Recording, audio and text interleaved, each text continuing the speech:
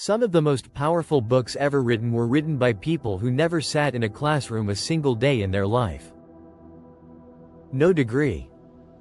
No teacher. No permission from any system. Just a person. A story. And something burning inside them that refused to stay quiet. Let's start with Charles Dickens. At 12 years old, while other kids were in school, he was in a factory. 10 hours a day. 6 days a week. Pasting labels on bottles of shoe polish. His hands were raw. His childhood was gone. And nobody was coming to save him. But he watched everything. He remembered everything. Every hungry face. Every cold street. Every child the world decided didn't matter. And when he finally got out, he wrote it all down. Oliver Twist. David Copperfield. Great Expectations. A Tale of Two Cities. Not stories he imagined. Stories he lived.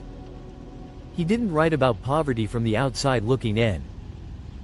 He wrote from the inside, because he was there. Now Jack London. Grew up so poor his family could barely eat. Left school early. Worked the streets. Became a sailor, a gold miner, a fish packer, all before he was 20 years old.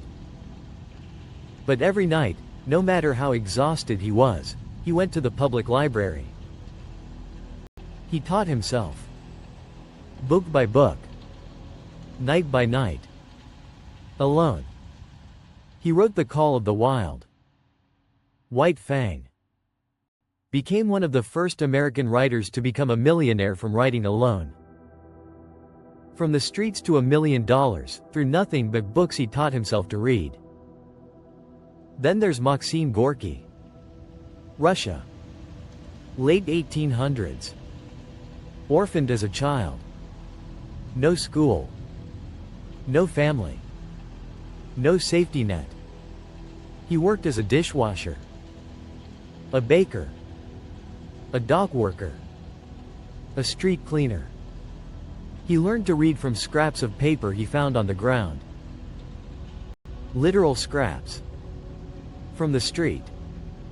He became the father of Soviet literature.